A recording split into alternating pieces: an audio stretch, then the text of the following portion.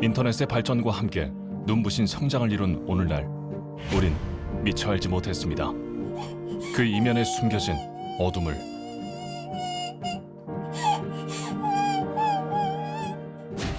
추악한 욕망만이 존재한 왕국 속에 갇혀버린 이들. 저는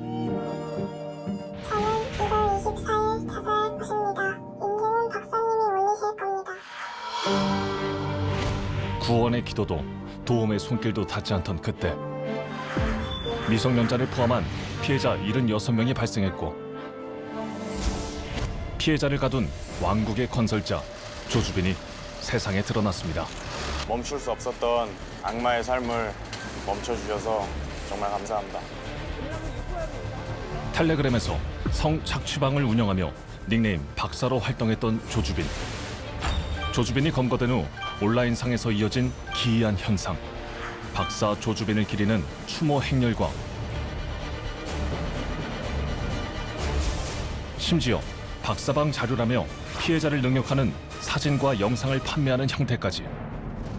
방에 모여있는 사람들이 같이 관람을 하고 심지어는 그런 행위들을 직접 시키는 것에 쾌감을 느끼기도 하고. 마치 MC와 참가자들? 박사 조주빈이 설계한 온라인 왕국의 처참한 실체. 절대 권력자 박사의 명령 아래 피해자에게 가학적인 행위를 요구했던 추종자들. 서로 앞다퉈 내던진 차마 입에 담기도 어려운 명령 속엔 피해자들의 인격도 고통도 찾아볼 수 없었는데, 박사 조주빈에게 중독된 사람들.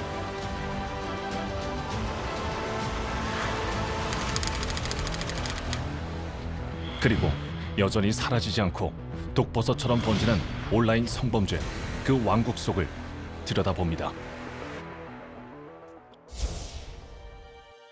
온 나라가 시끄러웠지만 숨죽여 있을 수밖에 없었습니다. 용기 내 인터뷰 약속을 잡았지만 이내 후회하길 여러 번. 허나 지금이 아니면 계속 그 순간에 갇혀 있을 거란 생각에 결심을 굳혔다는 제보자.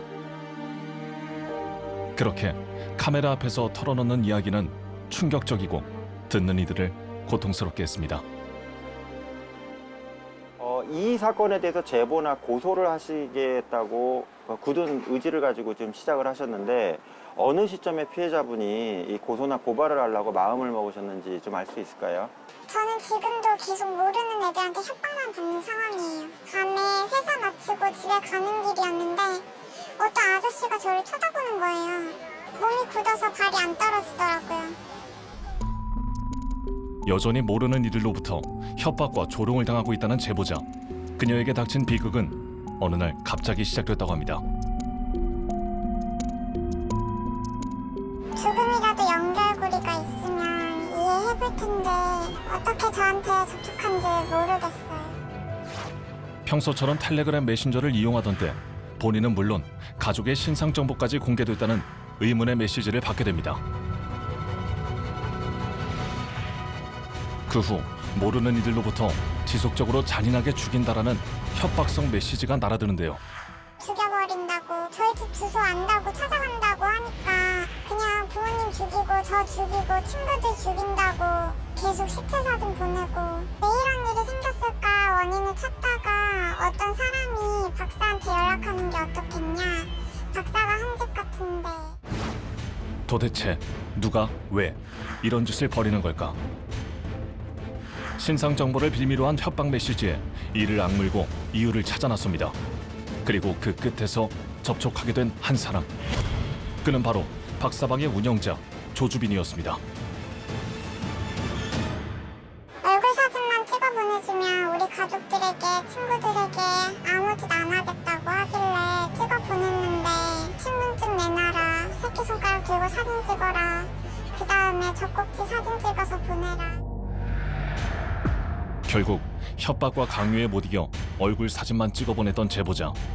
그때부터 지옥이 시작됩니다. 가족들 신상 정보를 지우고 싶다면 노출 사진을 찍어 보내라고 강요한 박사는 이에 응하지 않자 쉴 새 없이 욕을 하며 압박합니다. 박사의 협박에 자살까지 언급하며 강하게 저항했던 제보자. 충격적인 사실은 여기서 끝이 아니었습니다. 그렇게 하는 과정에서 사람들이 공모하고 지켜보고 있었나 봐요. 박사의 협박 과정을 실시간으로 지켜보고 있던 그들의 정체. 바로 채팅방 속 관전자들이었습니다. 박사와 추종자로부터 7시간가량 협박당하다 텔레그램을 탈퇴한 제보자. 이 과정을 지켜본 관전자들은 박사의 노예 만들기 실패라며 태연히 후기까지 나눴던 겁니다. 박사라는 사람한테만 협박을 받지 않고 다른 그 박사방 회원들한테 집단적으로 이제 공격 내지는 협박을 당했는데 어떤 심경이신지 그 부분이 좀 제가 좀 궁금합니다. 그때는 무서워서 아무 생각도 안 났는데 대화하는 중간에 50명 정도 넘게 연락 와서 시키는 말만 잘 들으면 아무 일 없을 거다. 박사 말 거슬러 관심 들고 된 사람 있다. 그런 게 무서웠어요. 피해자들을 조롱하며 박사와 박사의 범죄 행위를 도운 관람자들. 그리고 자신만의 왕국 속에서 범죄를 일삼던 박사가 검거됐습니다. 멈출 수 없었던 악마의 삶을 멈춰주셔서 정말 감사합니다. 왕국의 절대 권력자 조주빈. 현실에선 건실한 청년 행사를 하며 봉사활동을 하고 온라인 세계에선 성범죄를 일삼았던 두 얼굴을 가진 박사 조주빈. 그런데 박사가 검거된 직후 잠잠할 거라 생각했던 텔레그램 내에서 경악할 일이 벌어집니다. 박사를 기리는 추모 행렬, 이는 무엇을 뜻하는 것일까? 박사라는 사람이 자기 이제 에세이 같은 거 글을 올렸는데 여기 그 예수님의 내용을 형상한 부분을 놓고 봤을 때는 박사라는 사람이 나는 이제 이 예수님의 경지에 오른 사람이다. 이 방 내에서 자기를 신격화하는 이런 내용들이 상당히 많이 나옵니다. 즉 그 무슨 얘기냐면 이걸 보는 회원들이 나를 신적으로 좀 모시면서 따라라. 이 내부에 있는 사람들 대부분은 박사를 추종을 합니다. 거의 그 신격화되는 사람으로 추종을 하기 때문에 그러한 과정 내에서 하나의 온라인상의 하나의 왕국이 구성이 됐다. 저는 이렇게 좀 보여집니다. 박사와 추종자들의 협박으로 인해 육체적, 정신적, 아니 영혼까지 짓밟힌 채 복종해야 했던 피해자들. 누군가 용기 내지 않았다면 피해자들은 절대 구원받을 수 없었을 겁니다.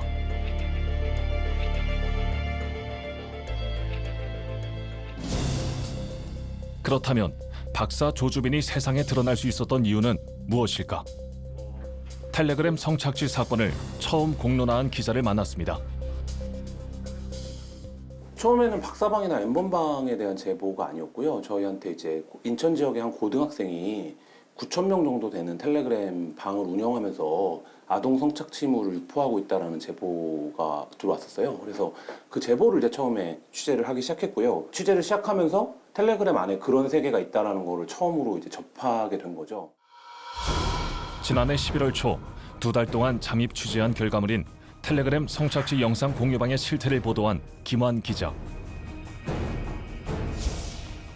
이 같은 보도가 나오자 텔레그램 내에서 악명을 떨치던 박사가 추종자들을 앞세워 김환 기자를 공격했다는데요. 그럼에도 불구하고 취재를 멈출 수 없었던 이유는 직접 목격한 박사방의 실태 때문이었습니다. 그 방이 심각하다고 생각한 건 한 여성 피해자의 인격을 완전히 살해하고 파괴하고 그런 현장, 그런 영상들이 이제 그 방에서 유통이 되고 있었던 거죠. 특정 여성들이 이제 노예녀라고 불리면서 몸에 이제 뭐 박사의 노예다 이런 이제 문구들을 새기고 그 나체로 동영상 인증을 하고 그리고 나체 상태에서 굉장히 뭐 괴기스러운 그 시키는 일들을 이제 촬영을 해서 그거를 이제 그 방에 모여 있는 사람들이 같이 관람을 하고 뭐 심지어는 그런 행위들을 직접 시키는 것에 쾌감을 느끼기도 하고. 지난 3월 30일 박사가 검거된 지 14일이 지난 때이지만 박사방의 자료는 누군가에 의해 재유포되고 있었습니다. 그리고 여전히 많은 사람들이 자료를 찾고 있었는데요. 조주빈이 검거됐음에도 고통받아야 하는 박사방의 피해자들. 박사는 어떻게 해서 이런 범행을 저지를 수 있었던 걸까요? 박사의 수법은 뭐 자기가 그 고액 알바를 주선해 주겠다. 라고 해서 기본적인 신상 정보를 요구를 합니다.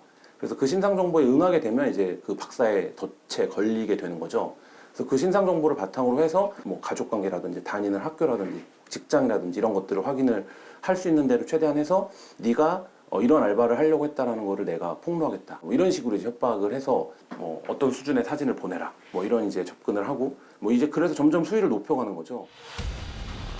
성착취 영상 수위에 따라 최소 20만 원에서 최대 150만 원까지 유료방을 운영하며 수사망을 피하기 위해 비트코인으로 수입까지 챙겼던 박사.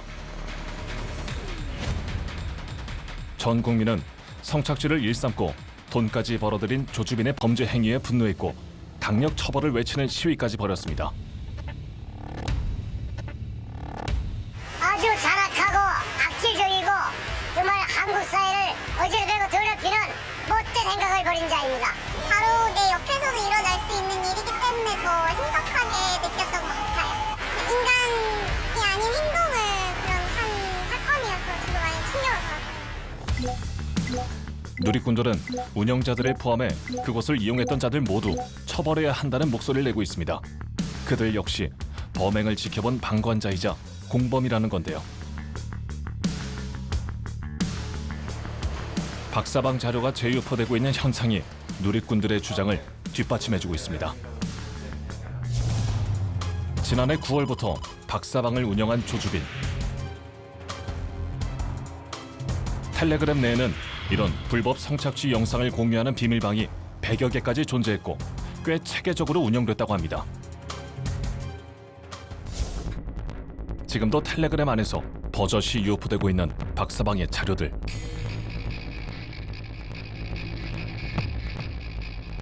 방송 며칠 전인 4월 5일에도 불법 성착취 영상 자료를 판매한다는 글을 발견했습니다. 홍보된 방은 이미 4월 2일 날 만들어진 것인데요. 자료를 인증한다는 폴더 속 파일 목록을 직접 찍어 올린 판매자를 즉시 경찰에 신고했습니다. 제보를 해주셔가지고 추적을 하고 있고 이전에도 한번 검거를 했던 사례가 있었고요. 전국에서 경찰분들이 이 시점일 뿐 아니라 계속해서 집중적으로 단속을 아마 할 거거든요. 취재 도중 어렵게 만나게 된 한 사람. 그는 텔레그램 내에서 벌어지는 음란물방의 생리를 잘 파악하고 있었습니다. 바로 음란물방을 직접 운영했던 김재수 씨입니다. 아직까지도 음란물을 보기 위해 텔레그램에 모여드는 인원과 방들이 있고요. 네. 그리고 지금 이렇게 공개방에서만 이루어지지 않는 것이지 다들 비공개방을 봐서 음란물을 돌려보고 있을 겁니다. 근데 단 외부인이 출입 가능하지 못하도록 링크를 표시했습니다. 현재 이렇게 단속이 진행이 돼도 제보자분 생각으로는 어디선가는 텔레그램 내에서라도 자기들끼리 계속 진행될 것이다 이렇게 보신다는 얘기신 거죠?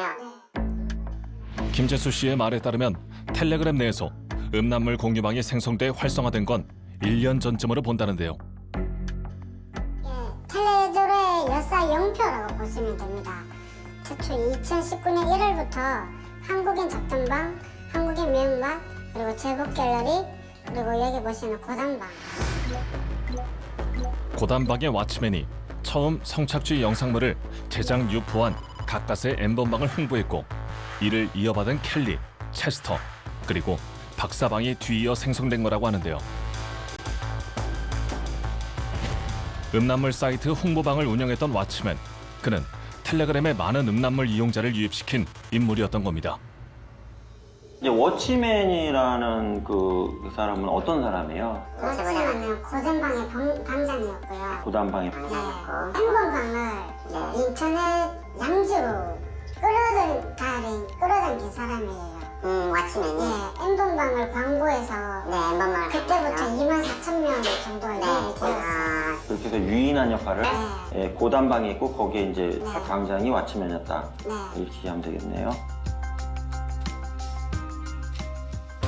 왓츠맨은 2018년 6월 음란물 유포 혐의로 징역 1년, 집행유예 3년형을 선고받은 상태에서 또다시 검거가 됐다는데요. 2019년 9월쯤에 저희가 검거를 했는데요. 나이가 30대 후반입니다. 예. 왓츠맨 같은 경우는 과거에 음란 사이트를 만들어서 그 음란물을 유포를 하는 혐의로 일전에 한번 처벌을 받았던 사람입니다. 근데 다시 이제 돈을 벌 목적으로 다시 만들고 어떤 이런 행위를 하다 검거된 건데요. 사람들을 끌어모으고 가까이서의 방이라든가 다른 텔레그램 방의 링크 주소 같은 경우는 홍보를 해줘서 각 방 쪽으로 연결해주는 이제 그런 역할을 했습니다. 직접 촬영한 불법 영상물은 물론 떠도는 불법 촬영물까지 무분별하게 유포했었다는 왓츠맨. 그의 범죄로 인해 피해자는 여전히 고통 속에 살고 있었습니다. 저를 찍은 불법 영상물이 퍼져 있더라고요. 피눈물을 흘리면서 삭제를 해달라고 정말 간곡하게 요청을 드렸어요. 저 죽을 것 같아서요. 그랬더니 이 사람이 문제 없습니다 이러면서 삭제를 해주질 않더라고요. 이 왓츠맨 이 사람 방을 따라서 다른 텔레그램 내에 또 다른 디지털 성범죄에 관련된 텔레그램 방들도 생겨나면서 거기에 이제 또 유포가 되기 시작한 거예요. 지난 3월 19일 1심 재판을 받은 왓츠맨의 형량. 재범임에도 불구하고 징역 3년 6개월이었습니다. 저는 진짜 왓츠맨이 정말 300년을 살아도 저는 부족하다 생각하는 사람인데 이 왓츠맨 때문에 얼마나 많은 피해자들이 신상을 까이고 진짜 죽는 것보다 더 두렵게 하루하루 떨면서 살았는지 알면 3년 6개월이라는 형은 정말 나올 수가 없어요.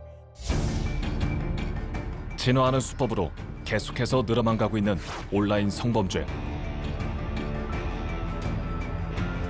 많은 피해 상황이 발생하고 있음에도 피해자는 물론 국민 정서에 반하는 처벌로 불신을 사고 있는 사법체계. 이대로 괜찮은 걸까요? 디지털 성범죄가 매우 교묘하게 발전하고 있는데 반해서 법원이나 수사기관 그리고 현행 입법체계가 따라가지 못하는 부분이 있습니다. 지금 이미 범행은 발생을 하고 있기 때문에 지금 뭐 법을 만드는 것도 중요하겠지만 일단은 최우선적으로 필요한 건 법원에서 굉장히 법이 허용하는 최대치로 선고를 해서 다시는 이런 일이 발생하게 되면 얼마나 큰 처벌을 받는지를 범죄 예방 효과를 위해서라도 반드시 엄단할 필요가 있습니다. 텔레그램 성착취 사건에 여론이 집중된 지금 이 시점에도 계속해서 발생하고 있는 온라인 성범죄. 그리고 여기 제보자들의 문을 어렵게 두드리게 됐다는 또 다른 온라인 성범죄 피해자들이 있었습니다. 나이도 사는 것도 다르지만 모두 똑같은 피해를 입어 오늘 이 자리를 함께하게 됐다는 그들의 이야기를 들어봅니다.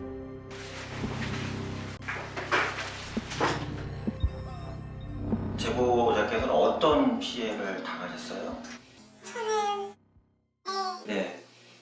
제가 사는 지역이랑 이름, 나이, 성적인 말과 제 얼굴을 합성해서 아, 능용물로 이렇게 합성해갖고 이렇게 네. 그리고 게시글에 막 얘는 강간해주면 좋아한다 이렇게 올라와 있거든요. 그러니까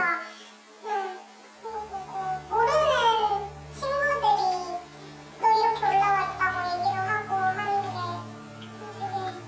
가슴 아프세요. 이들은 지인 능욕을 당한 피해자였습니다. 사진 합성 및 수치심을 주는 허위 사실을 담아 유포하는 범죄인데요. 경찰에 신고하려 해도 사진이라는 이유와 가해자를 찾기 힘들다는 이유로 외면받아오기 일쑤였다고 합니다. 아예 그냥 여성의 낙체 사진 어디서 파서 피해자 얼굴 합성하는 경우가 내용이 조금 심한 거는 이렇게 그 핸드폰에 피해자의 사진을 띄워놓고 핸드폰 위에 이렇게 뭐가 묻어있어요. 그 전체적인 사진을 찍어서 그걸 직접 피해자한테 보내면서 아이고. 그래서 수치심을 더 주고 그런 경우도 있고. 지인 능욕의 가장 큰 폐해는 합성된 사진이 누구나 볼 수 있는 외국 사이트에 게재돼 있다는 건데요. 때문에 가해자를 특정할 수도 삭제하기도 힘들다는 것입니다. 게다가 유출된 개인정보로 인해 협박과 조롱 섞인 연락까지 받는 2차 피해도 심각하다는데요.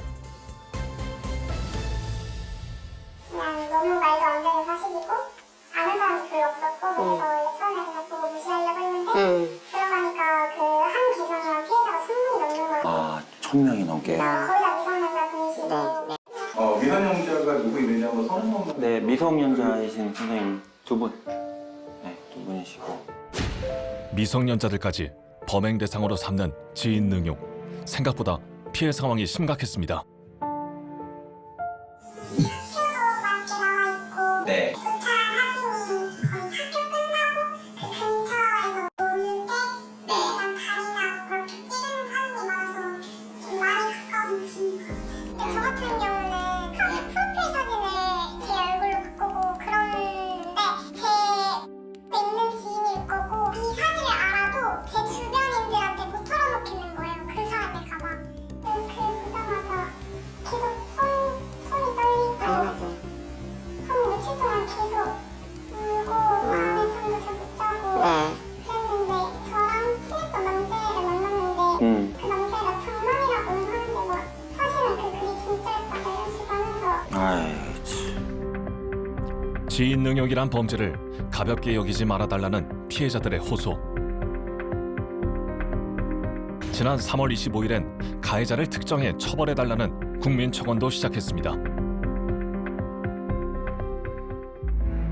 지인 능욕 실태 확인해봐야겠습니다. 소액으로 감쪽같이 합성해주겠다는 홍보글을 너무도 쉽게 찾아볼 수 있었습니다. 합성을 대신해준 행위에 대한 처벌 사례가 없으니 범죄임을 자각하지 못하는 행태였습니다. 작업의 기술이 너무나 뛰어나기 때문에 이 피해 여성들 사진이 합성이었다고 생각하기 어려울 정도로 너무 그냥 원본 같은 경우가 많은 거예요. 특히 이제 여기 보시면 실제 나이하고요, 그 다음에 학교, 직장, 그 다음에 뭐 이름, 실명도 거론이 되고 있고요. 그 다음에 그 밑에 이제 댓글 같은 거 보면 사생활에 대해서 전혀 말도 안 되는 얘기입니다. 뭐 성적으로 문란하다는 건, 남자 관계가 복잡하다는 등. 이걸 보는 사람들 입장에서 길 가다 그 사람도 만날 수 있는데 특히 지명까지 돼 있습니다. 어떤 지역에 어디 산다 이런 것까지 다 나와 있기 때문에 자칫 잘못하면 찾아가서 공격하는 상황까지도 발생할 수 있는 이 문제가 확대가 되고 있다는 얘기입니다. 진화하는 온라인 성범죄는 또 있었습니다. 텔레그램 내에서도 별도의 운영방이 있었다고 하는데요. 수위가 약한 건 적당방, 센 건 매운맛이에요. 이 방은 딥페이크물을 공유합니다. 연예인이나 일반 사진을 포르노랑 합성하는 거죠. 딥페이크로. 네, 그럼 여기에는 일반인들도 올라와 있겠네요. 그렇죠. 최근 들어 많은 우려를 낳고 있는 딥페이크였습니다. 사진 합성 차원을 넘어 표정과 행동까지 복사가 가능한 기술인데요. 딥페이크 수준 확인해봐야겠습니다. 법 영상분석연구소의 황민구 소장도 주목하고 있다는 딥페이크 기술. 이게 원본 이미지고 이게 우측이 딥페이크된 인물인데 몸은 같지만 얼굴이 변형이 되어 있어요. 그러니까 일반인들이 이렇게 봤을 때는 쉽게 이건 지금 조작이 되는지 아닌지 확인하기가 굉장히 어려운 샘플이에요. 실제 영상으로도 있는데 영상으로 한번 틀어드릴까요? 이건 지금 원본이고요. 이 얼굴 합성을 해요. 지금 딥페이크 된 거예요. 이 얼굴에서 이건 다른 알파치노인가 얼굴 또 합성해 놓은 거고. 일반인들은 딥페이크된 영상을 쉽게 구별해내긴 힘들 거라고 합니다. 그만큼 정교하게 구현된다는 건데요. 어쩌다 이런 기술이 개발된 걸까요? 이게 최초 용도는 유익한 용도로 나온 거예요. 그러니까 남을 속일 목적이 아니고 영화 콘텐츠 산업에 있어서 영화를 제작하거나 다른 콘텐츠를 제작할 때 그 가상의 인물을 만들어서 영화를 제작할 때 쓰이는 그런 유익한 용도로 사용이 됐던 건데 지금은 이 기술이 와전돼서 성인물이라든지 지인 능욕이라든지 이런 걸로 지금 와전이 돼서 사용되고 있는 거예요. 악용될 우려가 많다며 현재 딥페이크된 영상을 잡아내는 기술까지 개발되고 있는 실정입니다. 라든지 개인 방송이라든지 뭐 BJ라든지 좀 그 사람의 얼굴을 가지고 그 영상 자체가 많이 있는 것들을 다운을 받아가지고 다 캡처해 놓는 거예요. 기술의 발달에 따라서 범죄도 나날이 발전하고 있는 네, 그래서 지금 의뢰도 많이 들어오는 것 중에 하나가 이 영상이 조작이 됐는지 안 됐는지를 판단해달라고 오시는 사건들이 굉장히 많아요. 그러니까 이 영상을 내가 믿을 수가 없다. 그런 것들이 굉장히 많아요. 특히 관공서에 제출하는 영상이든 경찰이든 법원 사건이든 모든 영상에 대해서 의심을 다 하기 시작하니까 다 그걸 검증을 해야 될 필요가 있어요. 신종 온라인 성범죄로 대두되고 있는 딥페이크. 대처 방안은 있는 걸까? 최근에 국회는 그 성폭력 처벌법을 개정해서 딥페이크, 그러니까 다른 사람의 얼굴에 성적인 사진이나 영상을 허위로 덧붙여 만들거나 유포하는 행위를 처벌하도록 하였습니다. 그리고 여기 큰 결심을 했다는 한 사람이 있습니다. 지인 능욕 피해자인 송희연 씨입니다. 그간 사람을 만나는 게 두려워 세상 밖을 외면한 채 지내오길 몇 달째. 그러나 이젠 조금씩 벗어나 보려 한다는데요. 진짜 제 지인이 제 사진, 일상생활하는 사진으로 이제 성적 허위 사실을 이렇게 유포해서 그런 일을 제보를 받아서 이제 알게 됐거든요. 여느 지인 능욕 피해자들과 다르게 가해자를 알고 있었습니다. 당사자들만이 알 수 있는 얘기를 허위 사실까지 덧붙여 퍼뜨린 사람. 그는 바로 7년간 알고 지냈던 지인이었습니다. 저한테 고백을 하셨었던 분이었어요. 좋아한다고. 근데 이제 저는 그때 당시에 너무 놀래서 저는 혹시 제 행동이 그랬다면 죄송해요 이러고 막 미안해요 저는 좋아하는 사람 있어요 이러고 거절을 했었던 건데 혹시나 그것 때문에 그런 건지는 모르겠지만 그럴 수도 있겠다라는 생각? 사실상 저도 이게 너무 힘들어서 정신과를 간 적이 있어요. 한 2차례 정도 갔는데 그래도 나아지는 건 없더라고요. 배신감도 들고 수치스러움도 있고 그러니까 그게 말로는 다 설명이 안 되는데 얘기를 하면 항상 좀 울컥해요. 해킹당한 거라며 모르쇠 태도로 발뺌했다는 지인. 이현 씨가 고소를 맘먹게 된 이유입니다. 가해자를 더 이상 용서할 마음도 없을 뿐더러 피해자가 더 이상 숨지 않았으면 하는 마음에서 저 확인해줄 생각이 전혀 1도 없고요. 오히려 그냥 벌을 더 달게 받았으면 좋겠습니다. 경찰은 철저한 수사를 약속했습니다. 세상 밖으로 한 걸음 내딛기까지 큰 결심이 필요하다는 피해자들의 바람. 무엇일까요? 이거 제가 코로나가 생기고 가장 좋았던 게 뭔지 아세요? 전 진짜 마스크를 쓸 수 있어서요. 코로나가 있기 전에는 마스크를 쓰면 튀잖아요, 더.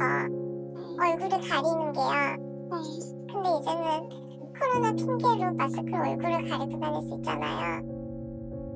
힘들긴 했는데 힘들어봐서 달라지는 게 없으니까 사이버 성범죄든 그냥 성범죄든 그냥 다 신상 공개하고 사회에서 격리시켰으면 좋겠어요. 이젠 말해줄 때입니다. 당신들 잘못이 아니라는 걸. 우리 사회가 할 수 있는 일을 찾아야 합니다. 여기에 지금 안 걸렸거나 이게 관련자들도 있거든요. 이들이 다른 플랫폼으로 넘어가서 또 다른 플랫폼 사업자는 나타날 겁니다. 이걸 막기 위해서는 기본적으로 OECD 가입국가 표준 형량인 아동 청소년 음란물을 소지하는 것만 해도 기본 7년 이상의 징역형을 선고한다던가 이와 같은 착취물 같은 경우는 10년 이상의 징역형을 선고하는 법적인 강력한 처벌 제도가 우리 사회 대응 플랫폼으로 필요하다고 전 주장한다는 얘기입니다. 즉 걸려가지고 뭐 집행유예나 징역 3년 이하의 실형을 살고 나오면 이거 큰 죄는 아니네 이렇게 생각을 하기 때문에 또 다른 플랫폼에서 일어나는 것도 예비나 차단이 불가능하다고 좀 판단을 하거든요. 특히 텔레그램 내에서 발생한 성착취 사건의 피해자 중 미성년자가 포함된 사실이 밝혀지며 처벌 강화에 대한 목소리가 더욱 커졌는데요. 아동 성착취 영상을 소지만 해도 10년 이하의 징역형을 받는 해외 사례처럼 바꿔야 한다는 겁니다. 지금 국민의 법 감정에 부합하지 않는 디지털 성범죄를 엄단해야 함에도 법원에서 이렇게 좀 솜방망이 처벌이 나오는 데는 디지털 성범죄를 규율하는 양형 기준 자체가 아직 대법원에서 마련돼 있지 않기 때문입니다. 지금 이 일을 계기로 그리고 예전부터 관련 논의가 있어 왔긴 했지만 이 양형 기준이 명확하게 성립돼 있지 않다 보니까 그 해당 판사의 어떤 그 판단 영역에 따라서 너무나 그 고무줄 판단이 내려지고 양형에 있어서도 그 기준이 너무 들쑥날쑥했기 때문에 이 부분에 대해서 우려하는 목소리가 많은 게 사실입니다. 온라인 성범죄 피해자에게 도움이 될 만한 지원책은 세심하게 마련돼 있었습니다. 법률수사 지원, 그러니까 고소장을 작성해드리고 뭐 사안에 따라서 변호사 선임을 지원을 하는 등의 한 15회기 정도의 상담 비용을 지원하는 심리치료 지원, 유포가 이루어졌는지 안 이루어졌는지는 확실하지 않지만 불안하신 분들이 계세요. 저는 그거를 불안피해라고 규정짓고 모니터링을 도와드리고 있습니다. 늦었다고 생각하지만 이제라도 시작돼 다행입니다. 텔레그램 성착취 사건으로 인해 공권력이 온라인 성범죄의 심각성을 깨닫고 움직이고 있습니다. 사회 속에 은밀히 숨어있던 가해자들을 검거하고 있으며 더 많은 관련자들을 잡아들이고 있습니다. 근데 나 내서 이렇게 방송까지 출연을 하는 거거든요. 맞아요. 네. 그러면 다른 회사분들은 저희만큼은 못하시더라고요. 공개해서 신고라도 좀 꼭 하셨으면 좋겠어요. 아, 신고를 했으면 좋겠다. 그 디지털 범죄, 그 사이버 범죄 같은 경우는 기본적으로 익명성이라든가 보안성이 강하기 때문에 범죄자들이 뭐 잡히지 않는다고 이렇게 착각을 하는 경우가 많습니다. 하지만 모든 범죄에는 흔적이 남기 때문에 경찰이 집요하게 파고들면 반드시 추적해서 검거한다는 그런 말씀을 좀 드리고 싶습니다. 어둠 속에 숨어 자행되는 그들만의 왕국이 사라지는 그날까지 제보자들이 지켜보겠습니다.